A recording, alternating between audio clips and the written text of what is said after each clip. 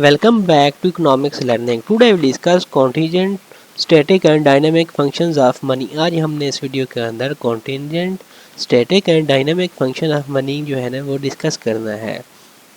पैसे के जो है ना जो अर्जिया फाल हैं पड़े contingent functions of money जो है ना इसको हम फर्स्ट में डिस्कस करेंगे। तो फर्स्ट पॉइंट इसका है नेशनल इनकम डिस्ट्रीब्यूशन। कौमी आमदनी के जो डिस्ट्रीब्यूशन है जो नेशनल इनकम की तकसीम है पड़े कंट्री की कुल पैदावार जो है पड़े इसकी टोटल आउटपुट जो है कंट्री की जो है ना वो जो फैक्टर ऑफ प्रोडक्शन है पैदावार के मामले हैं लैंड लेबर कैपिटल और इंटरप्राइज मेहनत ज़मीन सरमाया और इंटरप्राइज से पैदा होती है। लिहाजा रकम जो है ना इंटरेस्ट सूद वगैरह प्रॉफिट वेजेस और किरायादारी जैसे जो फैक्टर्स हैं पड़े इनकम के पैदा करके पैदावार के मुख्तलिफ फैक्टर के दरमियान कौमी आमदनी की मिसाली तकसीम में मदद करती है। सेकंड पॉइंट है इंक्रीज इन सेटिस्फैक्शन, जो इत्मीनान है उसमें जो है इंक्रीजमेंट आ रहा है, इजाफा हो रहा है। पैसा प्रोड्यूसरों और सार्फिन के इत्मीनान को ज़्यादा से ज़्यादा सेटिस्फाई कर रहा होता है।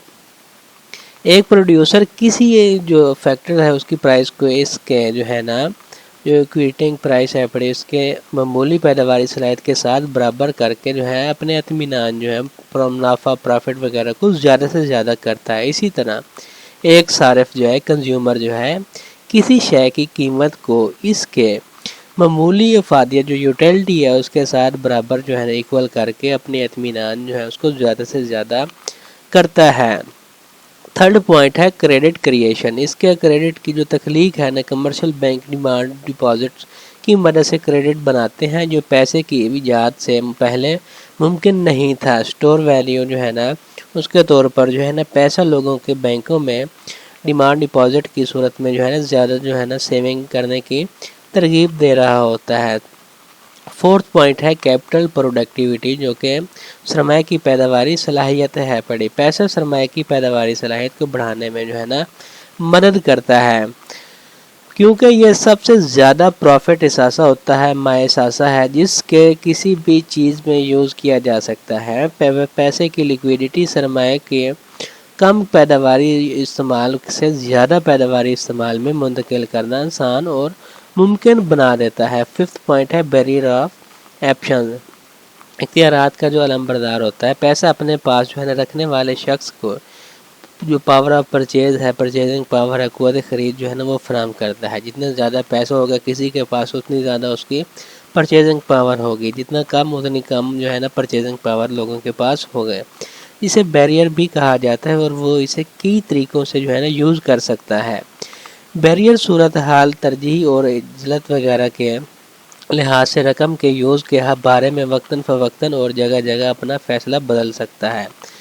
जो सॉल्वेंसी गारंटी है ना नेक्स्ट पॉइंट, इसके अंदर जो है पैसा किसी अदारे या फ़र्द के लिए जो है ना सॉल्वेंसी की ज़मानत फराहम करता है। अगर किसी के पास इसकी वाजिबात से ज़्यादा रकम हो तो इसे दिवालिया या दिवालिया करार नहीं दिया जा सकता। इस वजह से जो फर्में वगैरह होती हैं इसमें गैर यकीनी ज़रूरियात को पूरा करने के लिए बड़े ज़खायर रखती हैं। अब बात करेंगे स्टैटिक फंक्शन की। इसके अंदर जो है ना static function are those function that facilitate the working of an economy. जो ऐसे फंक्शन हैं बड़े स्टैटिक फंक्शन हैं वो अफ़ाल हैं जो इकोनॉमीज़ के काम करने में सहूलत फराहम कर रहे होते हैं, फैसिलिटेट कर रहे होते हैं।